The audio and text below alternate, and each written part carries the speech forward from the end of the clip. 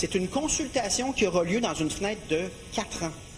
Puis on ne le sait pas, ce sera quoi le contexte dans 2, 3, 4 ans. On ne sait pas non plus où en seront nos voisins américains dans 2, 3, 4 ans, notamment suite à des élections américaines. Convenons-en. Donc, dans tous les scénarios, et ça c'est important de le dire, je l'ai dit souvent, on va user au Parti québécois d'intelligence et de jugement pour le choix du moment, pour toutes les décisions, parce que notre priorité sera toujours de protéger les Québécoises et les Québécois. Il dit que ça va se faire pendant le premier mandat. Puis le fait de le faire à la fin du premier mandat, ça veut dire que pendant 4 ans, l'incertitude entourant ce référendum-là va planer au-dessus du Québec. C'est dans son ADN de reculer sur la question de l'indépendance.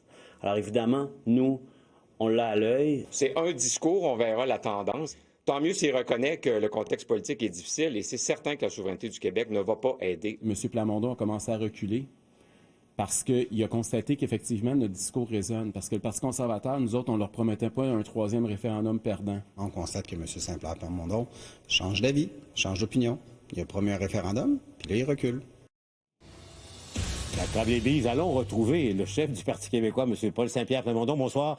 Merci d'être avec nous, M. Saint-Pierre Plamondon. Alors donc, je vous vois en rire, là. Vos adversaires vous disent, vous reculez. Le Parti québécois est premier dans les sondages depuis plus de 2 ans. Ça fait que j'ai des adversaires qui ont beaucoup de temps pour essayer de déformer juste assez mes propos pour essayer de s'accrocher à quelque chose. Les propos que j'ai tenus hier, ce sont ceux que j'ai tenus dans Terrebonne et Arthabasca, mais c'est des propos qui sont en fonction d'une réalité, à savoir que plusieurs Québécois, à juste titre, regardent ce qui se passe au sud de la frontière et constatent des choses qui sont pas normales et ont des craintes par rapport à ça. Mes adversaires veulent en profiter en disant « c'est pas le temps de faire un référendum comme si ça avait lieu la semaine prochaine ». Donc, c'est important de réitérer que c'est quelque part dans une fenêtre de 4 ans. Et dans ces 4 années-là, il y a plusieurs choses qui vont évoluer, qui vont changer. C'est important de dire que si on a du succès dans 4 circonscriptions des régions différentes du Québec, avec à peu près les mêmes résultats, 45 % hier, c'était 47 dans Arthabasca, c'était 44 dans Jean Talon à Québec, 53 à Terrebonne, c'est que les gens nous donnent qu'on travaille bien puis qu'on est intelligent, puis c'est simplement de réitérer à la population ce qu'on a déjà dit. On va toujours user d'intelligence, de rigueur et de jugement dans ces décisions-là.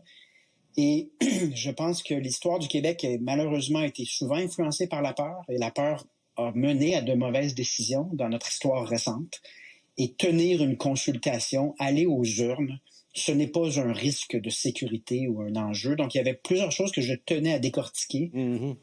Ça demeure une formation politique fièrement indépendantiste et très fière d'ajouter une 7e députée, d'aligner une 4e victoire de suite et d'attirer des gens qui autrement n'auraient pas fait de politique parce qu'on a un projet de société, on sert un idéal et c'est en train de bâtir une vraie équipe solide, un vrai gouvernement pour reprendre l'expression de 1976.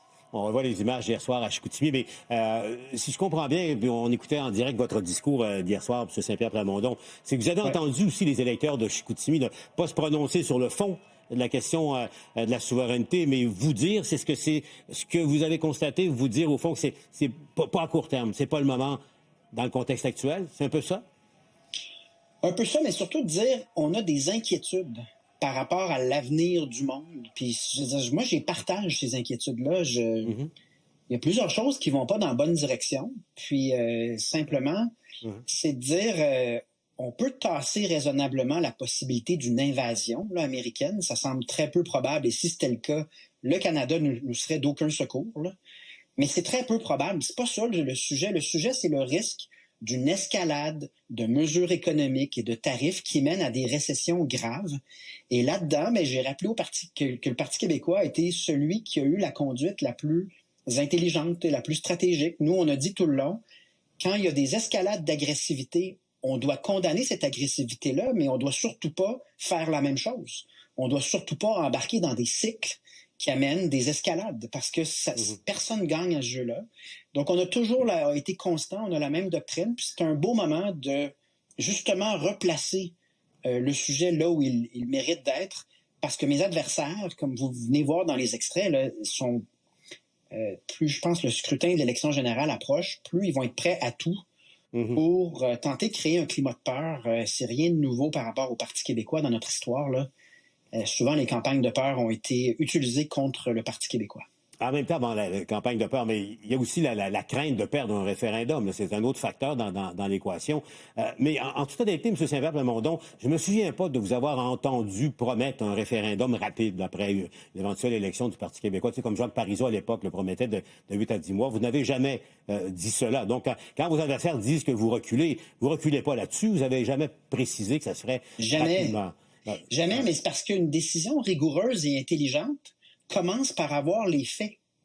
Lorsqu'on promet en politique, en n'ayant aucune idée de ce qu'on promet, le troisième lien, supposons, ou lorsqu'on dit toutes sortes de choses, mais en fait, on ne le sait pas ce que ce sera dans 1 an ou 2 ans, on manque à notre responsabilité de bien guider et d'être transparent vis-à-vis de la population. Donc, évidemment que je ne me suis pas commis à l'avance. Il y a une fenêtre de 4 ans, puis on démontre, pièce par pièce, personne par personne, qu'on est en train de bâtir une super équipe capable de faire face, pas juste à ces défis-là, mais qu'est-ce qui arrive si le Canada décide de sacrifier les intérêts du Québec dans le cadre d'une négociation avec les États-Unis?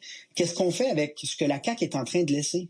C'est-à-dire un déficit quand même important, des reculs puis des défaillances à plusieurs endroits dans les services, une perte de confiance, dilapidation des fonds publics dans sa clique. C'est pas facile. Donc, mon travail tel que je le conçois, c'est de trouver des gens aussi, sinon plus compétents que moi, puis arriver avec l'offre politique la plus forte possible dans des circonstances qui ne seront pas évidentes. Et ça, ben, c'est ça qui nous attend. Puis moi, je préfère l'optimisme au pessimisme. Hier, vous avez dit, en parlant à vos troupes, on va former un vrai gouvernement. Ça rappelait les propos de René Lévesque pendant la campagne de 76, M. Saint-Pierre Plamondon. Mais un référendum pendant le mandat, peut-être vers la fin du mandat, quand on sort notre calendrier, ce que plusieurs ont fait hier soir, là, ça nous amène loin, là, parce que Trump va être à la Maison-Blanche jusqu'en janvier 2029, là, jusqu'à la sermentation de son successeur. Alors donc, pas avant 2029, même au printemps de 2030, un référendum. Ça nous amène là. Essayez-vous de m'extirper une date? Ben oui, pourquoi pas? Non, c'est justement ça qu'il faut éviter quand on n'a pas les faits, mais je rappelle, là, ce sont des gens comme Marie-Caroline Laflamme qui quittent des emplois puis des carrières qui sont vraiment intéressants. C'est des gens qui sont uniquement là pour le service des Québécois puis des Québécoises. Jamais on posera des gestes qui manquent de jugement ou d'intelligence. On va être responsable. Mais il y a un changement qui est nécessaire. Il faut le voir, il faut l'entendre. Quand une 4e circonscription de suite dit à la CAQ « on n'en peut plus », puis le résultat de la CAQ hier, c'est 12 %. L'effet du Parti libéral, un nouveau chef, 9 %. Il y a un message comme quoi les gens nous donnent le mandat, en tout cas nous font confiance pour qu'on réussisse un changement nécessaire dans la manière de gouverner, dans le manque de vision, dans le gaspillage. Et ils nous font confiance vraisemblablement aussi sur l'intelligence puis le jugement qu'on va avoir dans des circonstances qu'on ne connaît pas. Dans 2-3 ans, ce sera quoi le nouveau défi? On ne le sait pas, mais on aura parmi les meilleurs éléments du Québec là pour servir. En terminant, vous parlez des résultats hier dans Chicoutimi, mais il faut le dire, la CAQ n'a pas de chef permanent en ce moment. Le Parti libéral vient de s'en nommer un il y a à peine 2 semaines. Et il y a quand même la candidate conservatrice là, qui est appelons ça une solide 2e. Ça risque de changer au cours des prochains mois. Comment vous voyez, en terminant, la montée des conservateurs pour la 2e fois dans un comté francophone? Là? Comment vous l'expliquez? Bien, vraisemblablement, dans une circonscription comme Chicoutimi, il y avait 2 partis plus forts que les autres. Et à ce niveau-là, je pense que on devra poser des questions à Éric Duhaime parce que, d'une part, il se normalise, on le voit de plus en plus dans les médias plus traditionnels, mais souvent, il n'y a pas à rendre de compte sur toutes sortes de demi-vérités puis beaucoup de politiques négatives, toxiques qu'il fait. Il n'y a pas à répondre de chacune de ses positions comme nous, on le fait à l'Assemblée nationale. Donc, j'ai l'impression aussi que ce qu'on va voir dans les prochains mois, c'est un examen équivalent du PCQ, notamment dans les candidatures. Récemment, là, il y avait un cas de falsification de CV puis de CV douteux. Mais tu sais, dans les médias, on n'en entend pas beaucoup parler. Il y aura, j'ai l'impression, un resserrement de sorte que la minutie qu'on applique sur le plan journalistique au PCQ va être la même que les autres partis. Et là, on va voir comment ça se dessine. Mais c'est sûr que la CAQ laisse un aura de gaspillage qui rend les gens fâchés. Je pense qu'Éric Duhem se spécialise dans essayer de canaliser une colère qui est légitime, mais ça a aussi ses limites, là. Faire toujours de la politique négative, puis être très, très agressif dans tout, souvent utiliser le mensonge. Je pense aussi que ça a ses limites en politique, surtout en politique québécoise. Paul Saint-Pierre Plamondon, le chef du Parti québécois. Merci d'avoir été avec nous au bilan ce soir. À une prochaine.